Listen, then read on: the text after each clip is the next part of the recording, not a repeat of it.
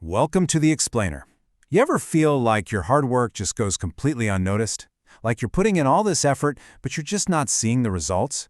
Well, today we're digging into a powerful idea from a sermon by Apostle Joshua Selman that hits on that exact feeling. It's called the Principle of Faithfulness, and it's all about how the smallest, seemingly insignificant tasks can actually lead to your biggest breakthroughs.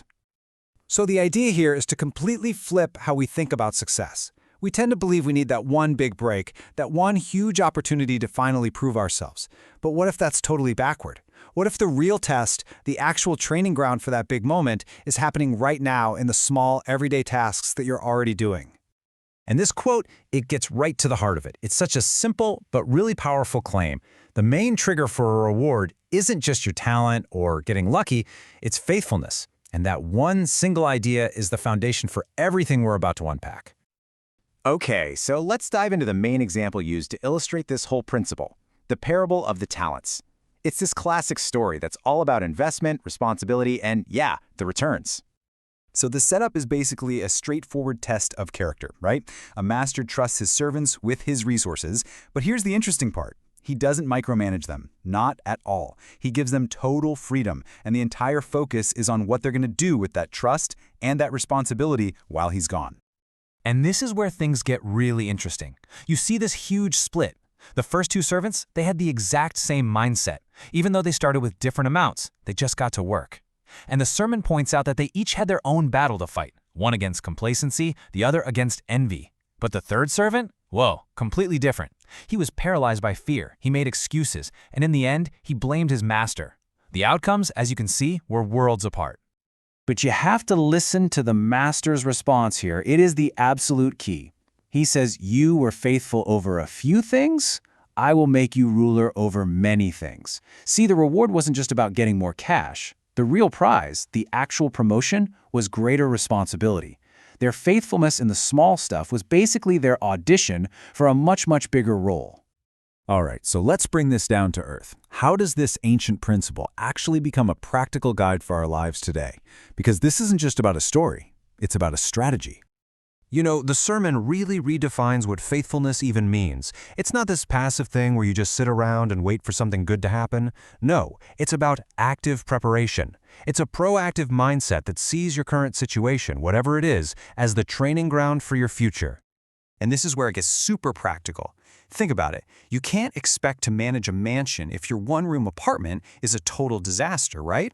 You're not going to be trusted to lead thousands if you can't even speak with integrity to the two people standing right in front of you. The core idea here is that even the most boring, mundane tasks, when you do them with excellence, are being seen and recorded. Okay, but let's be real for a second. What happens when you are faithful, you are doing all the work, and absolutely nothing happens? When it feels like nobody sees and nobody cares? Well, the source material tackles this question head on. And yeah, the sermon doesn't try to sugarcoat this at all. There is often a long, really frustrating delay between doing the right thing and actually seeing the reward for it. And that gap, that's the danger zone. That's where we get discouraged, where we're tempted to cut corners because it feels like none of our effort even matters.